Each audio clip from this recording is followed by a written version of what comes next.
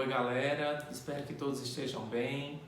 Nossa aula de hoje vai ser sobre funções da linguagem, um conteúdo bastante simples, mas que requer de nós um pouco de atenção, já que tanto vamos trabalhar nos nossos conteúdos didáticos para esta série, quanto quando vocês estiverem sendo submetidos ao Enem, aos vestibulares ou a um concurso, vocês tenham prática e domínio sobre essas funções. Quando nós falamos de funções da linguagem, nós falamos de teoria da comunicação. O homem em sociedade, ele se organiza sempre a partir da comunicação.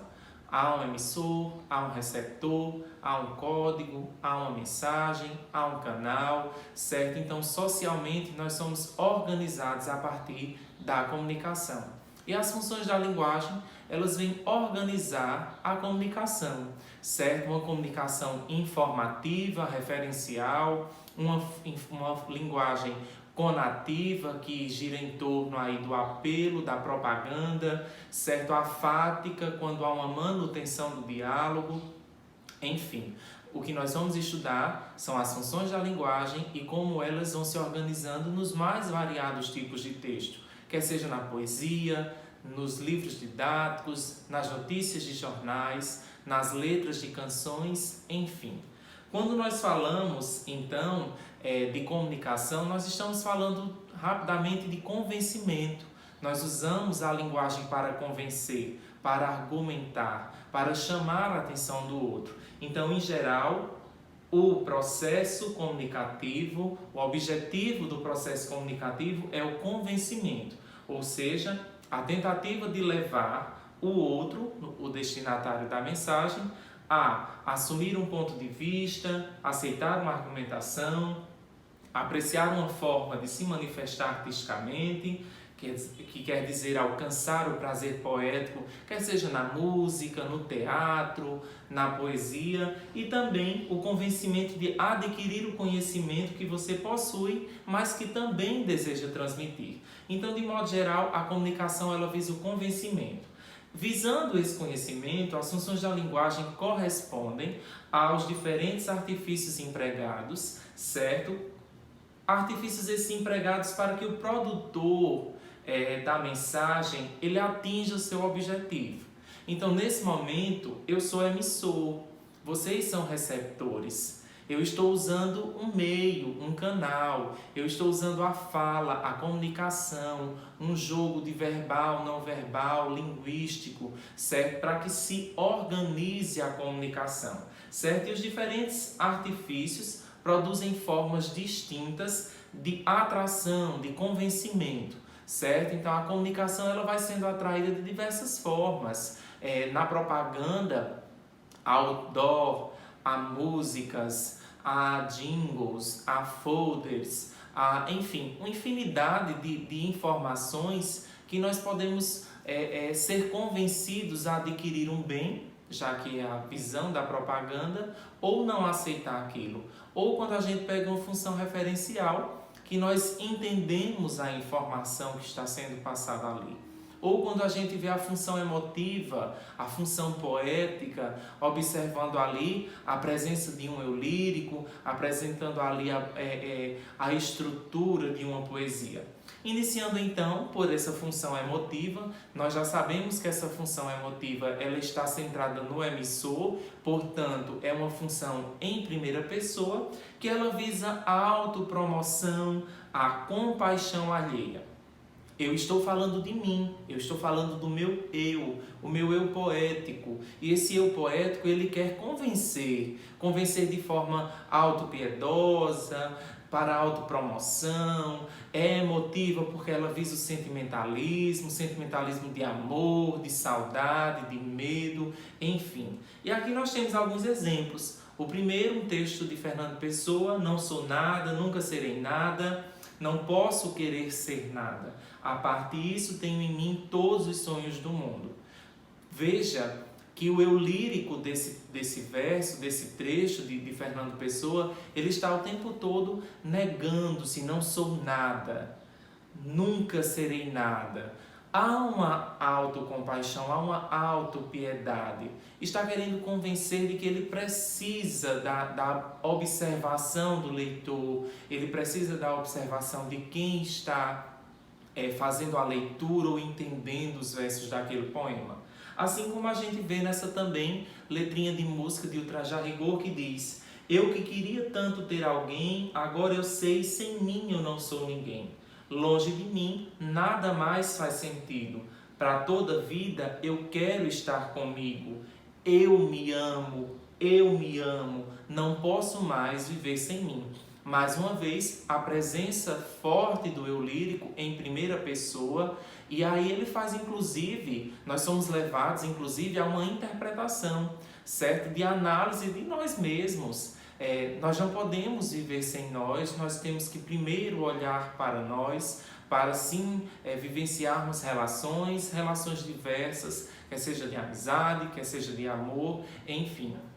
O texto deixa claro nessa relação de eu que queria ter alguém, agora sei, eu sei, sem mim eu não sou ninguém. Então o texto, na função emotiva, estará centrada na primeira pessoa, no emissor da mensagem, certo? E terá aí essa autocompaixão, essa autopromoção. Assim como a gente vê aqui nessa propaganda, uma propaganda em que Neymar aí está presente, jogador de futebol, ele diz: sou só mais um menino feliz brincando de jogar bola. Essa é nossa vida, esse é nosso clube. Ele está usando, no caso, a primeira do plural, na segunda estrofe, mas na primeira ele diz: eu sou só apenas um menino feliz. E aí ele diz: essa é nossa vida, esse é nosso clube. É uma propaganda, mas nesse sentido aí, o que chama mais atenção é a autopromoção do emissor, certo? Nesse discurso, quando diz: sou só, eu sou só, apenas um menino brincando de jogar. A gente sabe que ele não está apenas brincando porque ele fez disso a sua profissão, certo? Então, discursos vai girando em torno da primeira pessoa e dessa autopromoção. A próxima função será a função apelativa, também chamada de conativa, fazendo referência ao CONAR, que é o órgão brasileiro que está atento às propagandas, certo? Então, no caso, se o texto é apelativo ou conativo, o foco está no receptor, em quem recebe a mensagem. Eu preciso pensar na propaganda para a criança, eu preciso pensar na propaganda para a mulher, para o homem, quer seja da cerveja, quer seja de um carro, quer seja de uma maquiagem. Então, o meu discurso vai girar em torno do receptor, para que ele queira comprar, ele seja seduzido, ele seja provocado, ele seja basicamente manipulado a adquirir um bem, certo? E aqui a gente tem funções apelativas não apenas na propaganda, certo? A função apelativa pode estar em outros gêneros textuais, como nós vemos nesse trechinho de uma canção bastante conhecida de Tim Maia. Você é mais do que eu sei, é mais que pensei, é mais que esperava, baby. Você é algo assim, é tudo pra mim, é como eu sonhava, certo? Então ele está fazendo o tempo todo uma revelação de que aquela pessoa ela é importante demais, ela é quem ele quer, ela é a pessoa que ele deseja ter, certo? Então ali há um jogo linguístico para aquisição, para o convencimento, para o jogo ali da sedução e manipulação. Certo? Esse segundo exemplo é o trecho de uma canção de Cartola que diz: ouça-me bem, amor, preste atenção, o mundo é um moinho, vai triturar teus sonhos tão mesquinhos, vai reduzir teus sonhos a pó. Preste atenção, querida, de cada amor tu herdarás só o cinismo. Quando notares, estás à beira do abismo, abismo que cavaste com teus pés. Também a gente tem aí uma presença de sedução, de convencimento, levando o receptor a uma reflexão. É importante ressaltar que essa função conativa ou apelativa, ela sempre fará uso de verbos no imperativo, certo? Compre, venda, preste, ouça-me, como nós vimos aqui nos exemplos. São verbos no imperativo dando ordens, aconselhando, querendo buscar a atenção do receptor do texto. Aqui nós temos a função apelativa em uma propaganda do Banco Itaú, certo? Fazendo inclusive aí um jogo intertextual com um dito popular, né? Com a corda no pescoço. E aí diz o exemplo: você não precisa se sentir assim quando sobrar mês no fim do salário. Empréstimos Itaú feitos sobre medida para você.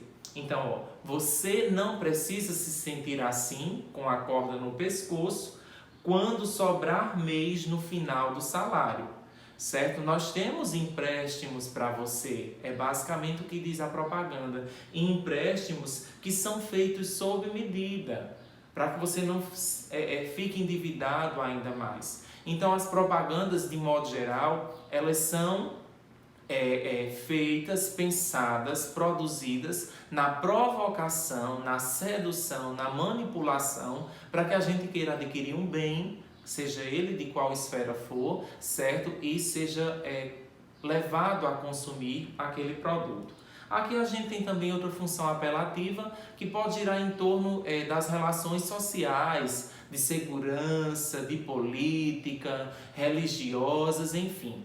A função apelativa não está apenas num bem de consumo, um produto. Está também no convencimento religioso, no convencimento político, enfim, são diversos discursos em que a gente pode ver a presença de uma função apelativa. Depois nós temos aqui a função metalinguística, certo? Meta quer dizer para além. Então, é para além da linguística, o código que explica o próprio código, a língua portuguesa que explica o português. Então, centrada no código, ela está pensando no fazer. O processo de atração e convencimento está no processo de produção de cada texto. Então, é uma poesia que explica como faz uma poesia, é um desenho que explica como se faz um desenho, é um manual que explica como se faz um manual. Então, é o português que explica o português. A gente pode ver a função metalinguística de forma muito expressiva no dicionário. Os dicionários de língua portuguesa têm a palavra em língua portuguesa e o seu significado em língua portuguesa. Então, é o português que explica o próprio português. A língua explicando a língua. O código explicando o código. E aí, como exemplo, nós temos aqui, certo, um texto de Machado de Assis, quando ele dialoga com o leitor sobre o fato de ler. Ele diz, o maior defeito deste livro és tu, leitor. Tu tens pressa de envelhecer e o livro anda devagar. Ele está se comunicando com o leitor e enfatizando que o livro tem o seu próprio tempo. E nós, como leitores, às vezes queremos ir rápido demais, mas nós precisamos seguir a ordem do livro, a ordem quer seja cronológica, quer seja psicológica, de início, meio e fim, para que a gente adquira e tenha o conhecimento adequado daquilo que está sendo exposto. Nós temos também outro exemplo de Carlos Drummond de Andrade, que ele explica basicamente num poema como se faz um poema. Ele diz, penetra surdamente no reino das palavras. Lá estão os poemas que esperam ser escritos. Então ele diz, pense, basicamente isso, pense adequadamente, viaje nas palavras, pense adequadamente nas palavras, porque é nelas que você encontra o poema que você quer escrever. Então ele vai dando meio que uma receita de como faz o poema e no final a gente vê que ele concluiu um poema nessa reflexão de como se faz um poema. Ou como quando a gente vê uma imagem como essa, que aqui o desenhista fez o desenho, mas ele também desenhou a mão que desenha. Então perceba que há um jogo, um desenho com a mão que desenhou o desenho, certo? Enfim, é um para além, é uma linguagem que explica a própria linguagem. Então é um fazer aí de código, decodificação, entendimento dessa linguagem. Nós temos aqui a função poética, que ela vai estar ligada no recurso expressivo, na forma. Nós sabemos que a poesia e os poemas têm estruturas fixas, né, com versos, com rimas, com estrofes, quartetos, tercetos, enfim. Mas nós também temos os poemas concretistas, que eles vão trabalhar com essa forma, vão trabalhar com a linguagem. E aí a provocação está nisso, na forma do texto, no inusitado, na inovação da estrutura, na perfeição formal. Olhem esses exemplos. O primeiro exemplo de Cruz e Souza: vozes veladas, veludosas vozes, volúpios dos violões, vozes veladas, vagam nos velhos vórtices velozes dos ventos, vivas vãs vulcanizadas. Ele repete muitas vezes a consoante V, que a gente chama de aliteração nas figuras de linguagem. Ele repete essa consoante V para provocar a sonoridade do violão. Vozes veladas, veludosas vozes, volúpios dos violões. Então ele vai trazendo essa repetição do som do V, trazendo essa aliteração para o inusitado, para o fazer poético. Esse texto é simbolista e o simbolismo gosta da sonorização. Assim como a gente tem esse segundo exemplo, que é o texto aí, pluvial, fluvial, de Augusto de Campos, concretista. E aí a gente pensa o pluvial, a água da chuva, o fluvial, a água do rio, a água que corre. E aí vejam que ele foi usando a composição e decomposição das palavras, mostrando como que a chuva que cai, certo, nessa água pluvial, e o fluvial, a água que corre. Nós temos ainda outros exemplos do concretismo, certo? De Augusto de Campos, de Haroldo de Campos. Aqui o poema Viva Vaia, todo composto aí nesse jogo simétrico de quadros, triângulos, enfim, certo? Também mostrando o inusitado, uma nova linguagem, uma nova forma de fazer poesia. Ok? Temos aqui então a função referencial, a quinta, a função referencial, que é a função da informação, certo? Visa na transmissão da informação, visa na informação do conteúdo. O que aconteceu, com quem aconteceu, quando aconteceu, certo? Então, visa a função de informar. A atração, convencimento está na objetividade e na velocidade da transmissão dos fatos. Muito usado nas notícias de jornais, nas reportagens, nos livros didáticos, enfim, todo veículo de comunicação que vise informar, esclarecer, é uma função referencial. Olhem os exemplos. As mitocôndrias são organelas presentes em todas as células eucarióticas, podendo ter formas e tamanhos variados. Possuem grande mobilidade, localizando em sítios intracelulares. E aí o exemplo vai falando sobre as mitocôndrias e o que elas são. Veja que função referencial, objetividade na informação. Depois nós temos aqui um exemplo de Pedro Vaz de Caminha, que a gente nem precisa ler, né? A carta de Pedro Vaz de Caminha é um documento informativo que vai falar sobre como estava essa terra, a beleza em fauna, a beleza em flora, enfim, os diversos aspectos que Pedro Vaz de Caminha escreve para Dom Manuel, informando. Por isso que esse período, que essa carta é lançada, é chamado de período informativo também, porque está visando a informação. Os jornais, de modo geral, traz aí essa função referencial para esclarecer a comunidade, a sociedade sobre os fatos cotidianos, enfim. Então, função referencial visa a informação, visa o convencimento, visa o conteúdo, o conhecimento. Na função fática, nós vamos ter aí a manutenção do contato. Quando a gente, alô, quem é? Com quem deseja falar? Ou, você está entendendo? Enfim, então a manutenção da comunicação, que a pessoa vai falando e o outro responde, e aí um fala, o outro responde. Então vamos ter emissor e receptor no movimento dialógico, garantindo que a comunicação se mantenha. Olha os exemplos. Olá, como vai? Eu vou indo e você, tudo bem? Tudo bem, eu vou indo, correndo, e você? Tudo bem, eu vou indo em busca de um sono tranquilo. Quanto tempo? Pois é, quanto tempo? Manutenção da comunicação. E o outro exemplo eu descobri um mundo teu e ele é manso, sem perceber tive paz e só me dei conta quando eu te vi e perguntei, como é que vai você? Tudo bem? Então vejam que ocorre sempre a comunicação, manutenção dessa comunicação. É quando a gente diz, por exemplo, alô, certo? Alô, vai fazer essa pergunta e aí, faz essa interjeição, usa-se essa interjeição, né? Alô, com quem deseja falar? Agora sim a pergunta. Alô, com quem deseja falar? E aí a gente vai respondendo e a pessoa que nos atendeu vai provocando e levando a comunicação até que ela chegue ao fim. E aí aqui nós temos uma propaganda e você diz, mas tem apenas a palavra alô e a propaganda, no caso, é da Oi.